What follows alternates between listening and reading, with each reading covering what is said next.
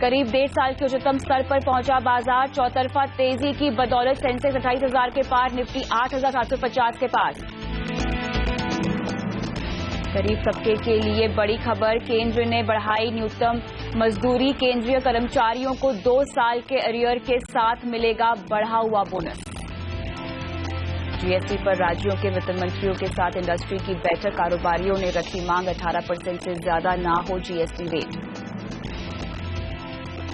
Maharashtra cabinet का बड़ा फैसला, सिंचाई से जुड़े 6,000 करोड़ के 94 कॉन्ट्रैक्ट रद्द। कांग्रेस एनसीपी सरकार में दिए गए थे ठेके।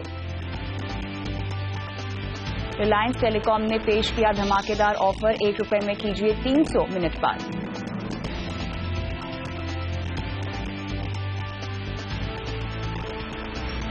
हेल्थ इंश्योरेंस आज की तारीख में आपके निवेश के जितना ही जरूरी है, लेकिन अगर ये सोच समझकर ना लिया जाए तो आप क्लेम के चक्कर में इंश्योरेंस कंपनियों के झांसे में भी आ सकते हैं। कैसे बचे गलत हेल्थ इंश्योरेंस लेने से, और आपके हेल्थ इंश्योरेंस क्लेम को लेकर आपके तमाम सवालों के जवाब देने के लिए आज हम योर मनी में हेल्थ इंश्योरेंस पर करेंगे चर्चा और देंगे इंश्योरेंस से जुड़े आपके तमाम सवालों के जवाब। नमस्कार, मैं हूं कविता थपलियाल। देखते हैं क्या है खास आज योर मनी में।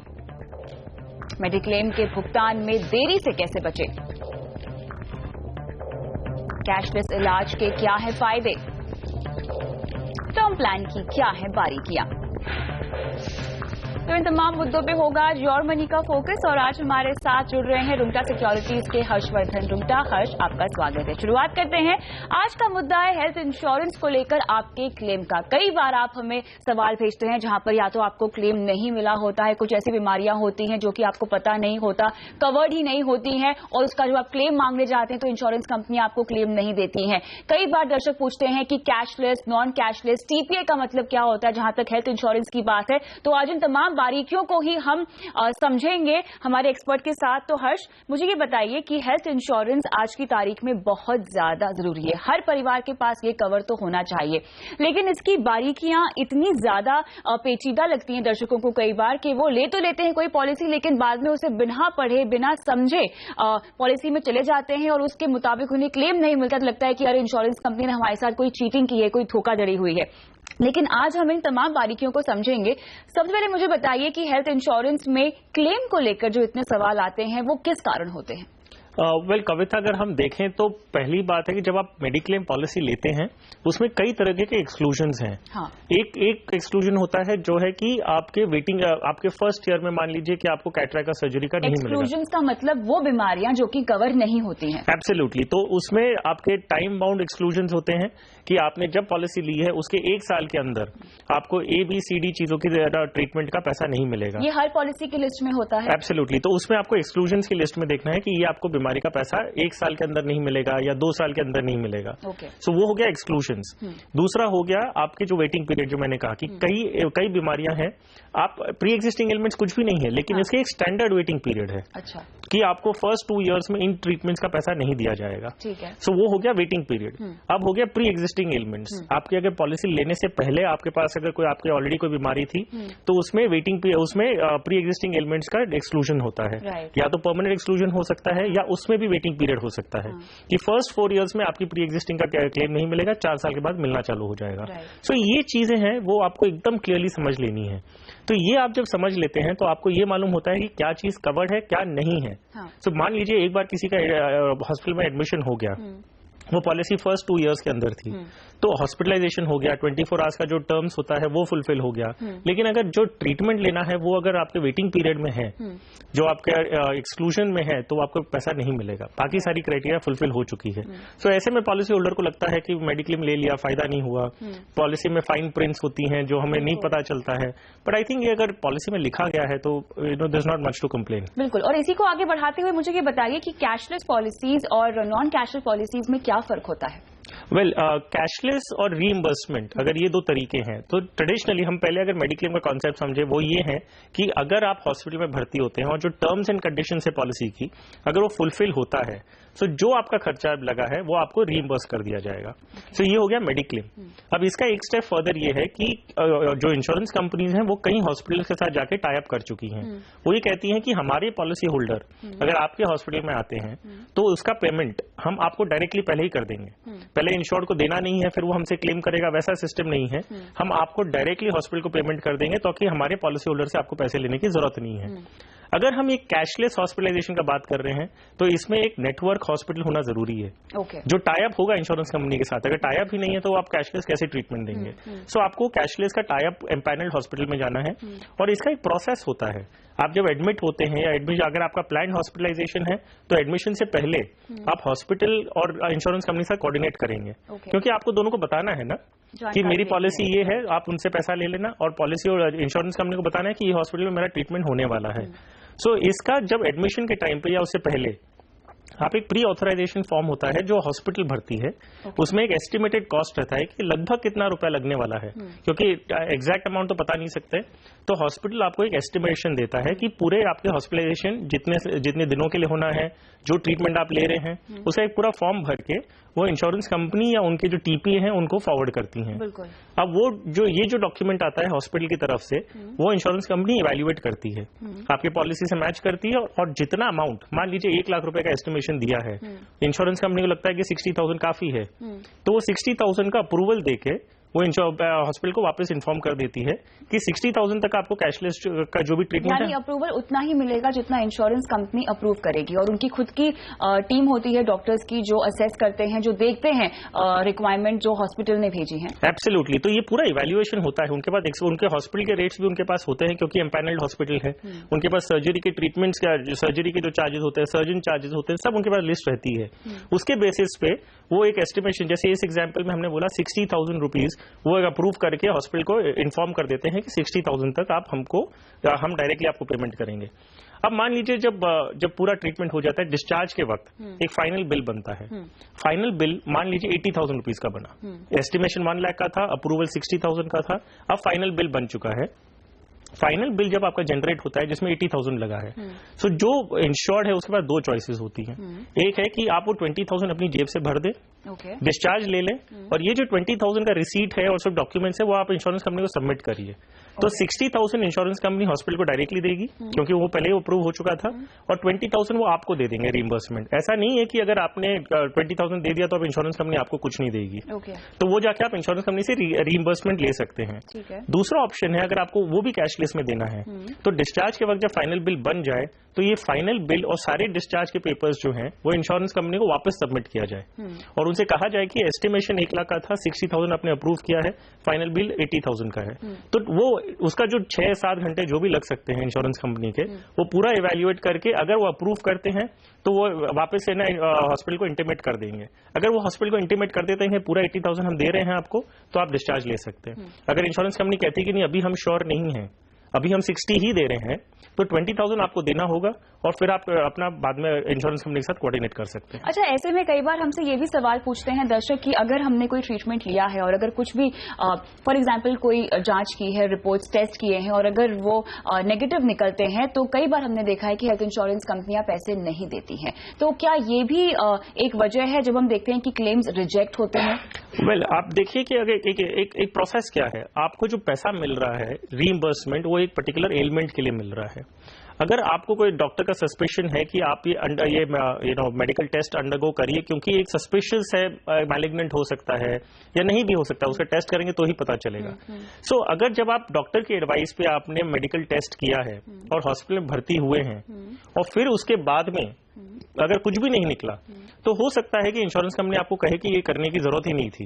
लेकिन डॉक्टर का सर्टिफिकेट जब आप अटैच करके वापस इंश्योरेंस कंपनी को लिखते हैं, कहते हैं कि डॉक्टर की एडवाइस पे हमने सर्जरी की थी, तो ऑब्वियसली इंश्योरेंस कंपनी को उसे एंटरटेन करना पड़ेगा। तो उसका केसेस बनते हैं, पास्ट रिकॉर्ड्स भी हैं, पास्ट जजमेंट्स पास किए हुए हैं कि अगर ऐसे डॉक्टर की एडवाइस पे, ये तो अन्य से कोई जाके अपनी सर्जरी तो करवाएगा नहीं। सो ये पास्ट जजमेंट कोर्ट्स ने भी लिए हैं जिसमें उन्होंने कहा है कि अगर एडवाइस के बेसिस और सस्पिशन के बेसिस पे अगर ट्रीटमेंट भी हो रहा है तो उसे कंसिडर किया जा सकता है। एब्सोल्युटली। और यहाँ पर टीपीए का रोल हम समझना चाहेंगे कि टीपीए होना या नहीं होना फायदे की बात है या नुकसान की बात है, क्या फर्क पड़ जाता है टीपीए होने से या ना होने से? हम देखते हैं कई सारी इंश्योरेंस कंपनियों के पास टीपीए नहीं होते हैं, डायरेक्टली आपको उनके साथ टच में रहना पड़ता है। वेल, देखिए, टीपीए एक इंश्योरेंस कंपनी टीपीएस अपॉइंट करती हैं, जो थर्ड पार्टी एडमिनिस्ट्रेटर्स होते हैं, उन्हें अपॉइंट करती है एक एफिशिएंसी के हिसाब से कि क्लेम प्रोसेसिंग जो है वो आप एक एजेंसी को अपॉइंट कर देते हैं जो फुल टाइम आपके पॉलिसी होल्डर्स के साथ कोऑर्डिनेट करते जाते हैं। अब ये सवाल उठता है कि जहां आपकी लायबिलिटी क्या है, आपकी जिम्मेदारी एज ए पॉलिसी होल्डर क्या है। सो IRDA ने एकदम क्लियर कर चुका है कि आप एज ए पॉलिसी होल्डर, आपके पास अगर इंश्योरेंस कंपनी ने TPA अपॉइंट भी किया है, आपके पास चॉइस होता है कि आप इंश्योरेंस कंपनी को इंटीमेट करें या आप TPA को करें। तो आपकी तरफ से जो जिम्मेदारी होती है वो पूरी हो जाती है। अब TPA का काम ये है कि वो प्रोसेस करके जितना जल्दी हो सके वो उतना जल्दी आपके पॉलिसी होल्डर को असिस्ट करे। ये ऑप्शन ये भी है कि इंश्योरेंस कंपनी कहती है कि हमें TPA अपॉइंट नहीं करना, हम इन हाउस ही हमारे क्लेम सेटलमेंट टीम बनाएंगे और हम कोऑर्डिनेट करेंगे, वो भी ठीक है, कोई हर्ज नहीं है।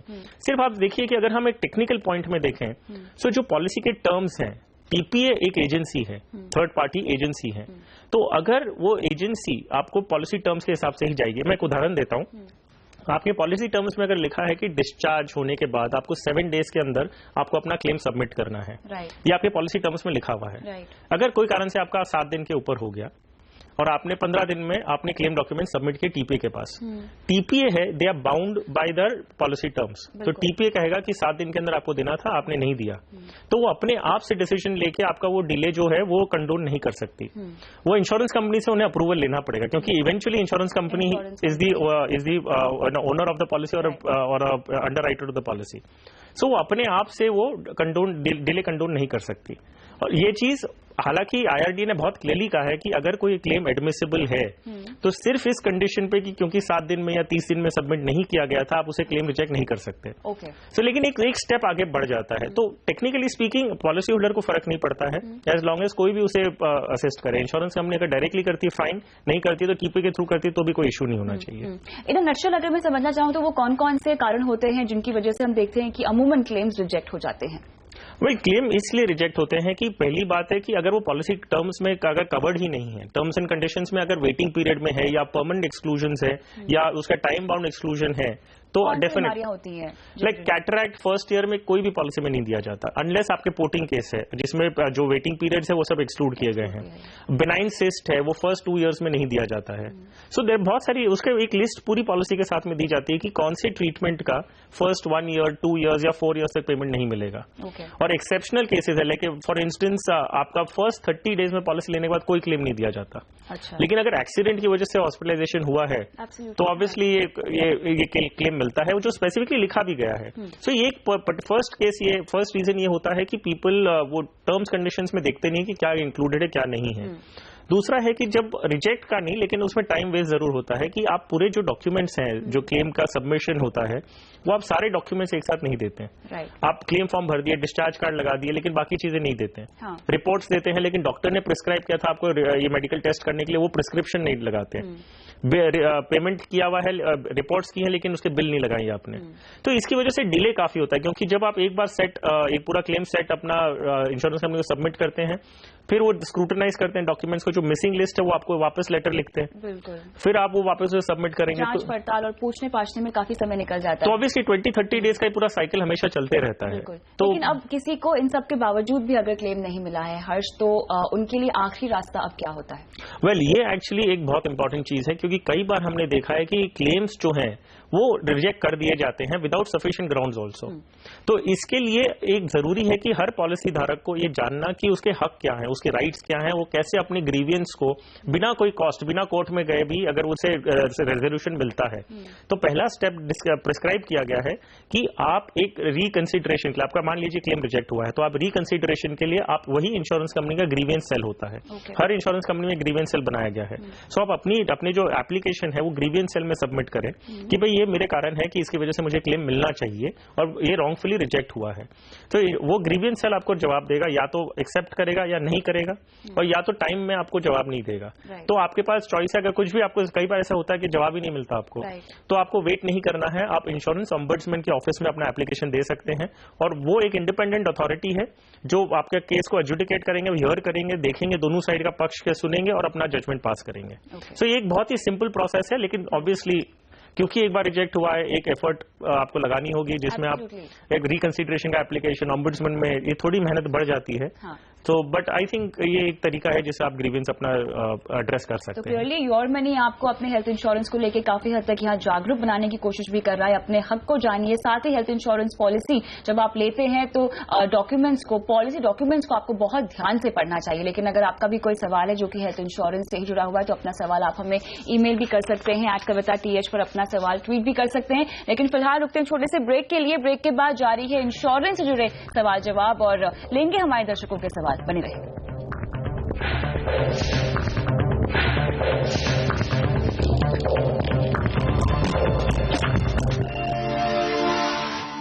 योर मनी में आज हमारा फोकस है इंश्योरेंस पर और जुड़ते हैं हमारे पहले दर्शक से। भटिंडा पंजाब से विप्लव हमारे साथ फोन लाइन पर है। नमस्कार विप्लव जी, कैसे हैं आप?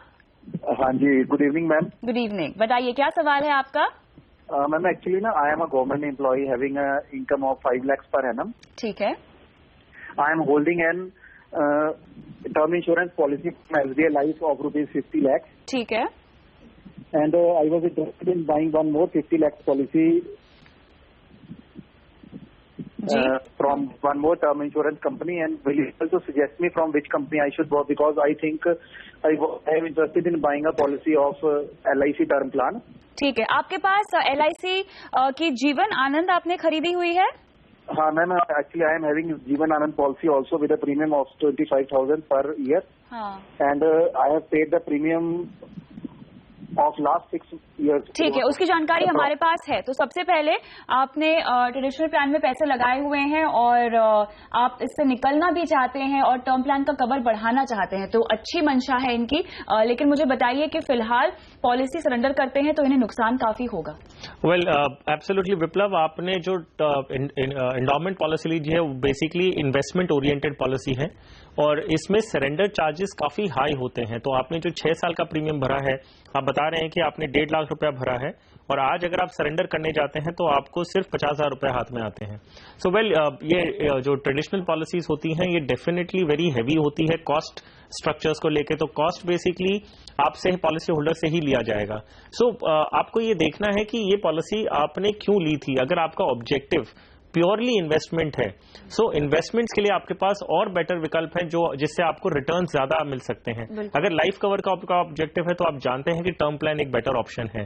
आपने टर्म प्लान की बात की, तो टर्म प्लान जो आपका 50 लाख का कवर ऑलरेडी है, आप उसे बढ़ाना चाहते हैं तो आप LIC का अगर टर्म प्लान कंसिडर करते हैं तो LIC टर्म प्लान में काफी महंगा है जब हम कंपेयर करते हैं। आपके SBI से भी अगर आप कंपेयर करेंगे तो आपको SBI ज्यादा सस्ता पड़ेगा। सो आप अपनी जो एंडोमेंट पॉलिसी है वो सरेंडर कर दीजिए, जो प्रीमियम बचता है वो और कोई इन्वेस्टमेंट ऑप्शन में लगाएंगे तो आपको ज्यादा बेटर रिटर्न मिलेंगे। टर्म प्लान आपको बढ़ाना है तो आप SBI का ही बढ़ा सकते हैं। और आगे से किसी भी इंश्योरेंस प्रोडक्ट में आप निवेश मत कीजिए। यहीं रुकते हैं एक छोटे से ब्रेक के लिए, लेकिन जारी है सवाल जवाब का ये सिलसिला। बने रहिए।